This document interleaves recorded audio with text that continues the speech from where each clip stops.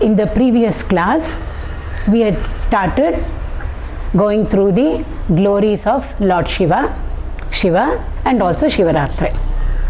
So today we will continue. All of you have seen Lord Shiva's picture, photo. You've seen him, right? So what does that picture which we see in front of us, or the image of Lord Shiva that we see, what does it indicate to us? Is there any message that we can get from just looking at the Lord? We will see today. So first of all, Shiva is supposed to be fair in complexion. Fair means white, we can consider it like that. In some of the pictures, he is shown as blue also in color, right? Blue, you have seen? Blue in color. So what does white represent? White always represents for us purity, nobility, goodness. So Shiva is fair in complexion, means Shiva is very, very pure, very, very good. He represents all of that for us. And blue color represents vastness, largeness. Have you seen the sky? Blue, right? It's blue in color.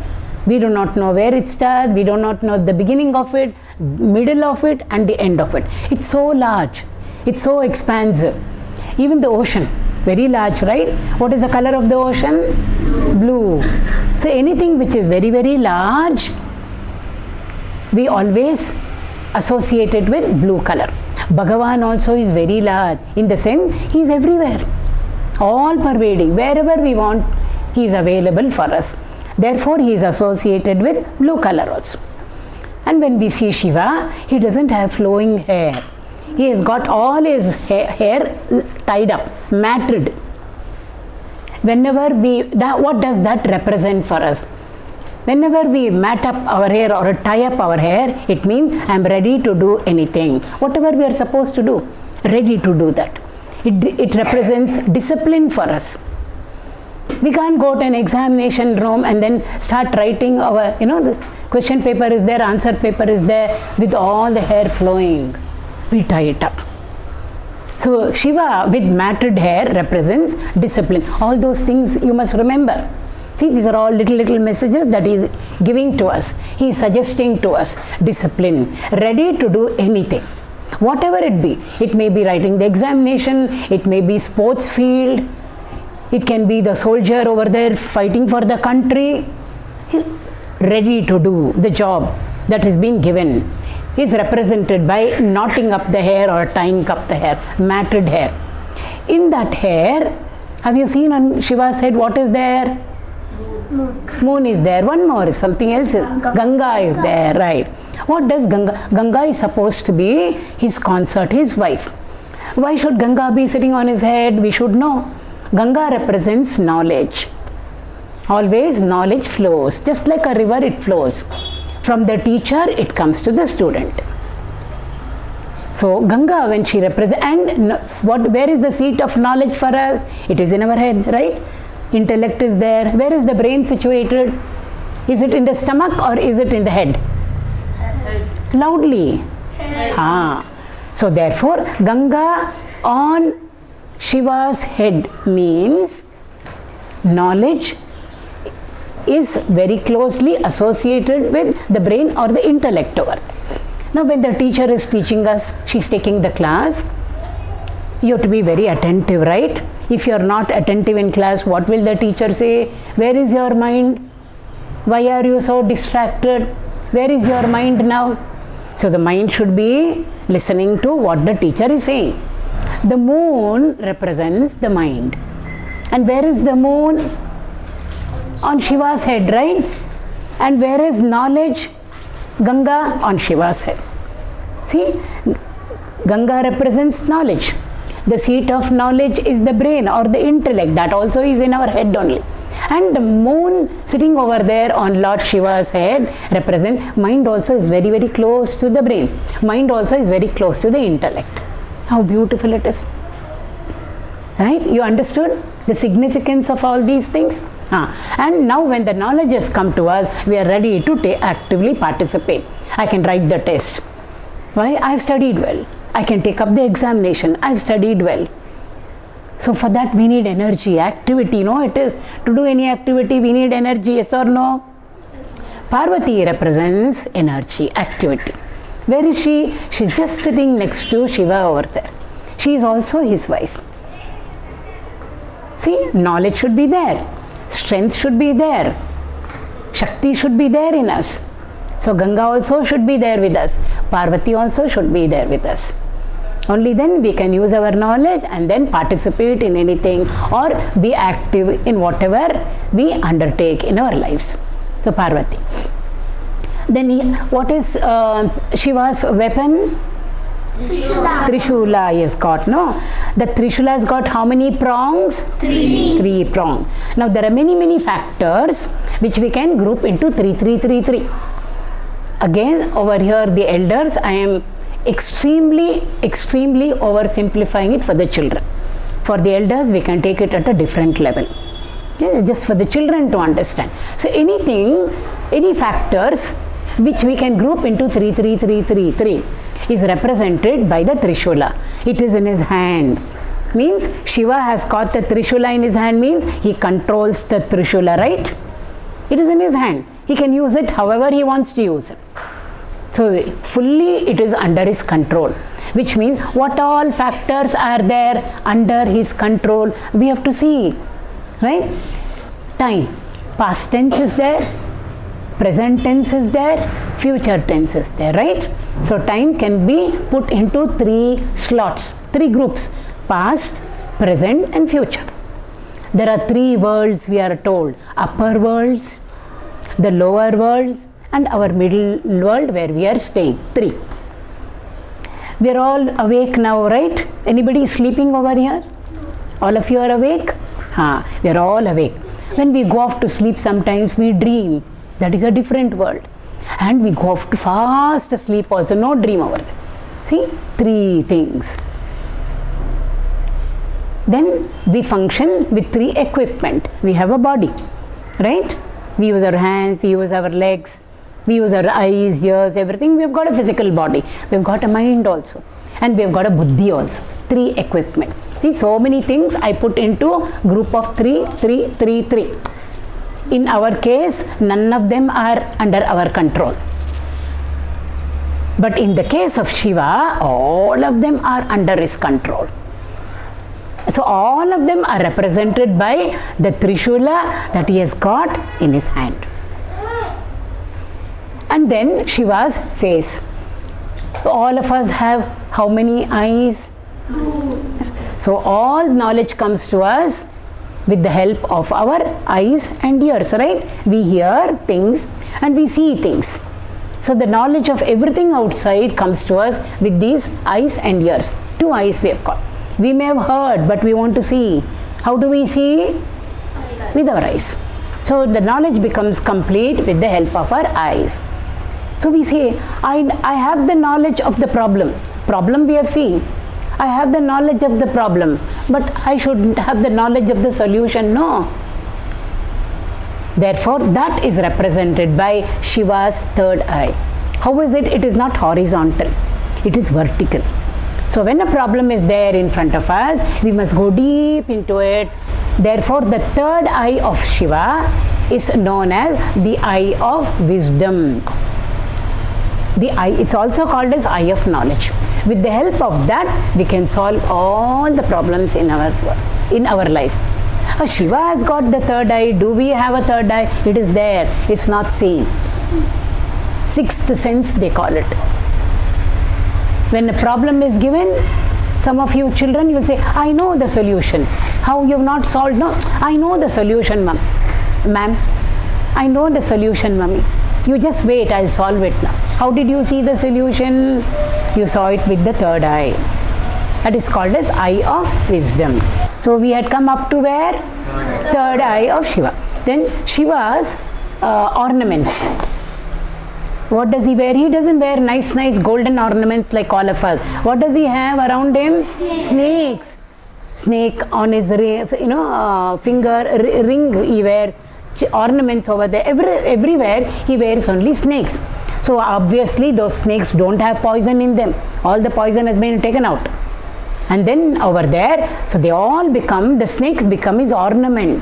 Why is he wearing those snake ornaments? We should know. Supposing you're studying for the examination and you start feeling sleepy, right? You feel sleepy sometimes, right? What do? Immediately you go and put some cold water on your face, right? Then you become awake. Alert you will become. So something cold, when it touches you, you will become alert. So snake is cold to touch, slimy it is. So when it is in contact with him, Shiva will always be alert. It just represents Shiva is always alert, always alert. Only an alert person can do lot of good work, constructive work, which is beneficial, which will benefit all of us. God always does good work which benefits all of us, right? So therefore the snake ornaments represent that he is always very, very alert and very, very active. Also the snake represents our mind. Our mind is crooked. Snake moves like this, no? Zigzag, zigzag. Our mind also is crooked. It goes like this, like this, like this. Like a snake it is. In our case, mind is not under our control at all. But in his case, his mind is under his control. That is what those snakes represent over there. And his clothes. Like Vishnu, he doesn't have silken clothes. What does Vishnu wear? Yellow silken clothes, right? What does he wear? He wears the animal skin. Some places, we are told he wears the elephant skin as his clothes. And in some cases, he wears the tiger's. What does that represent for us? Elephant represents wildness. It represents wildness. We are not talking about a tame elephant, in the circus or in the temple. This is a wild elephant, very wild. It's very angry, very ferocious it is. And what will it do? Anybody in front of the elephant, it will just pick the person up with its trunk, put him down and trample on him, kill him. That is how an elephant is, very wild it is. Similarly, a tiger also very ferocious. Even if it is not hungry, the tiger will pounce and kill. These all represent our negative qualities in us. We are very wild sometimes. We are very stubborn sometimes.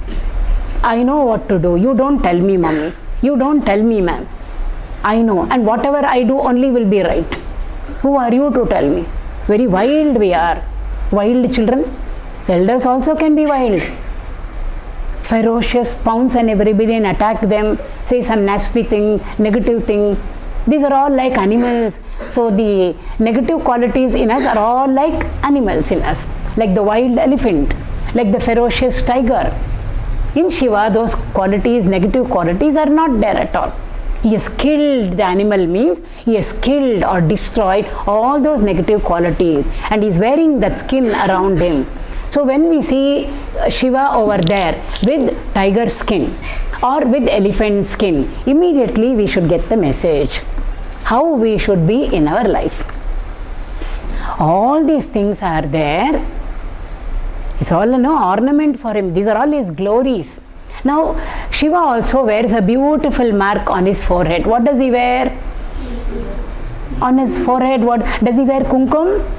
Or the namam? No. What does he wear? Vibhuti. Loudly you must tell me.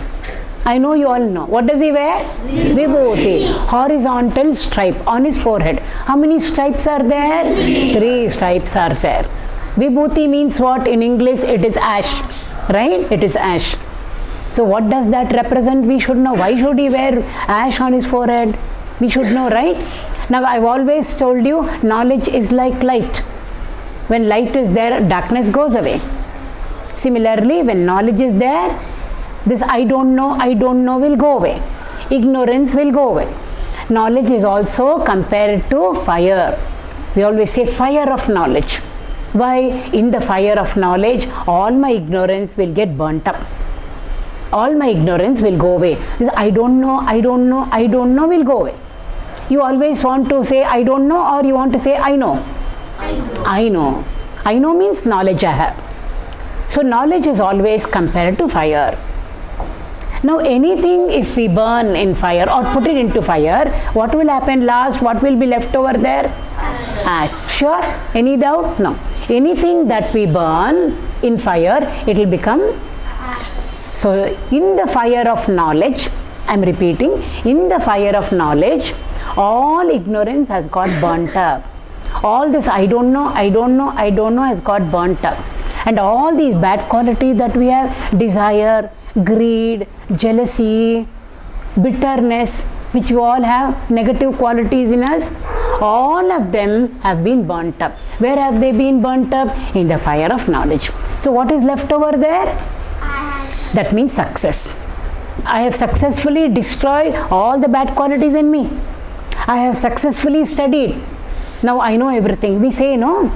So therefore, in the fire of knowledge, when everything gets burnt up, in fire, when everything gets burnt up, ash will be left.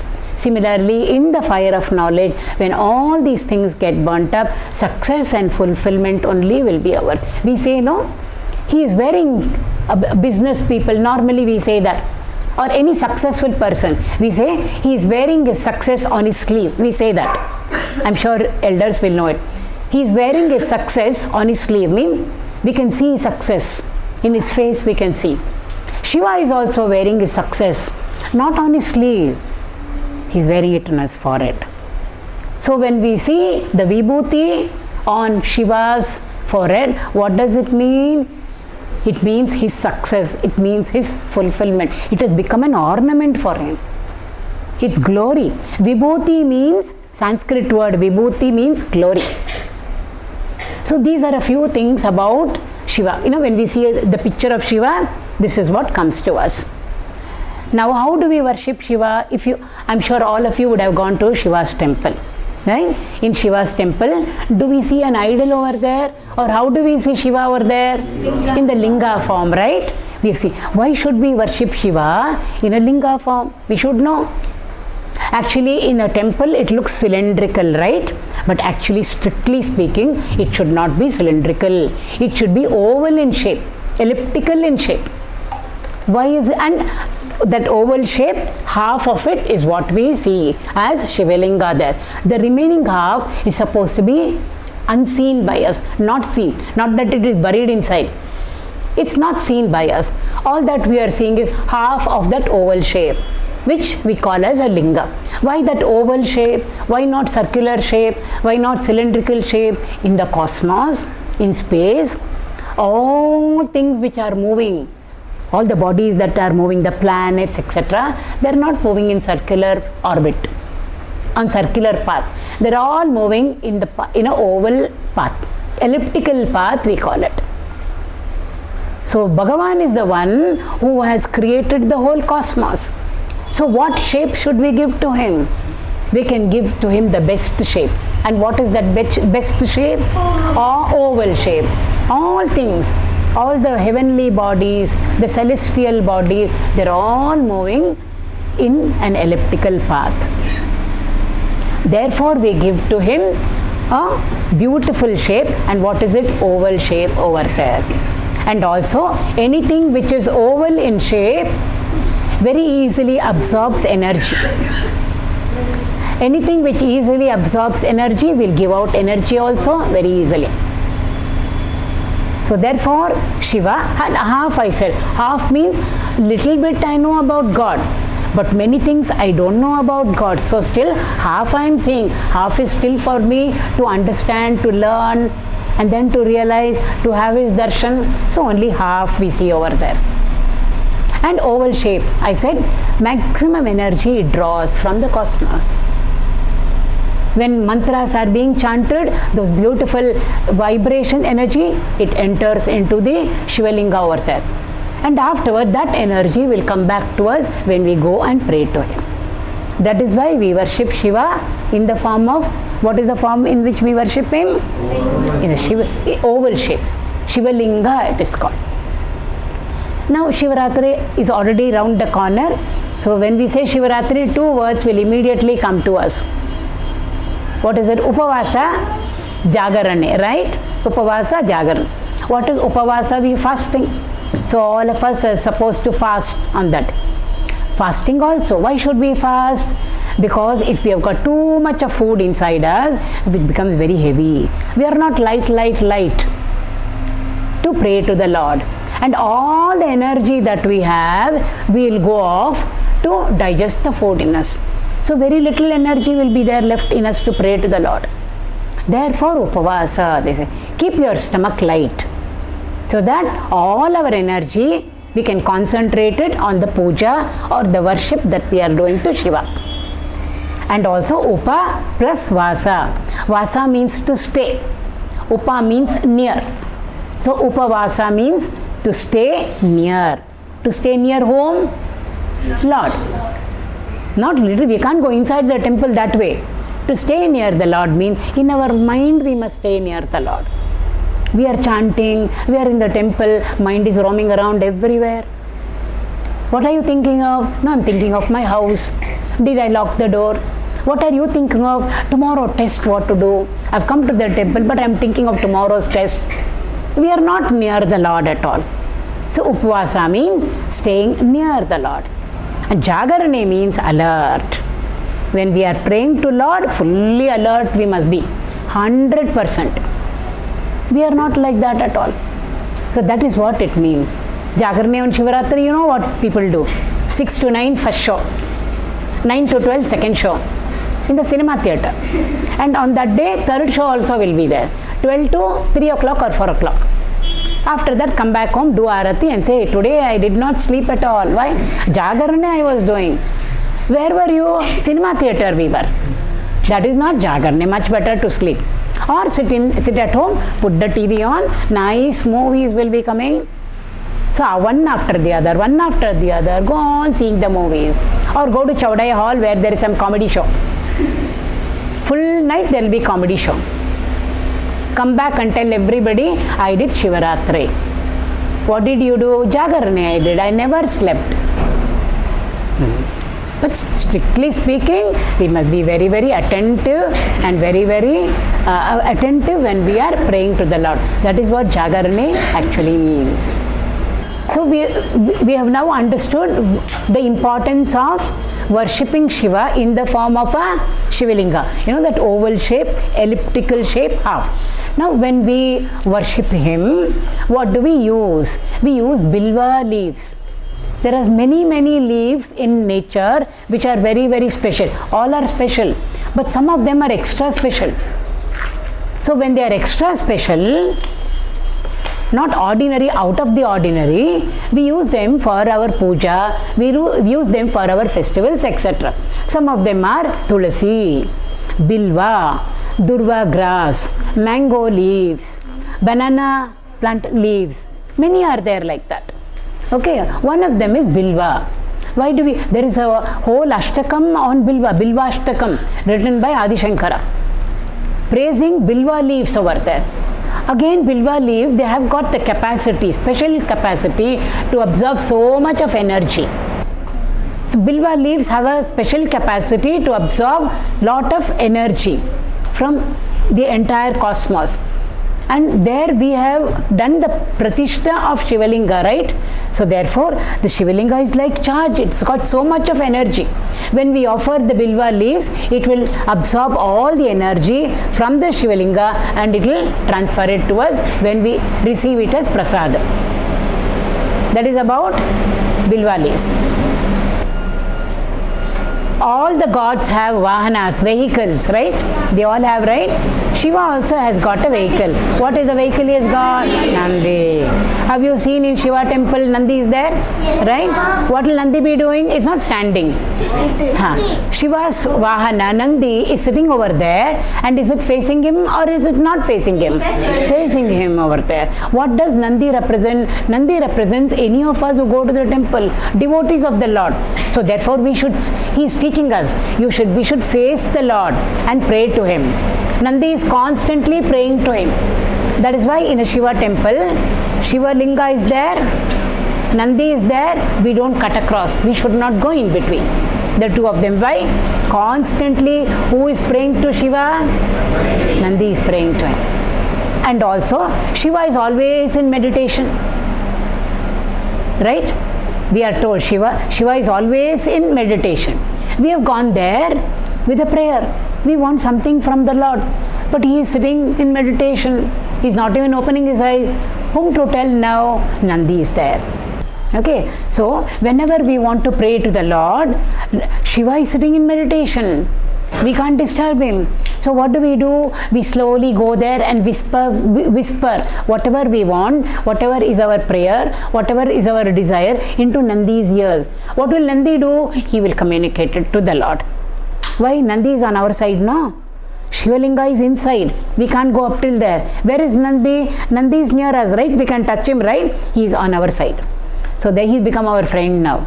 So whatever we want, our little desires, anything that we want in our life, we from the Lord, we whisper it into Nandi's ear. Nandi will communicate it to Shiva, and then Shiva will fulfill it for us. I think a few important features which relate to Shiva and Shivaratri.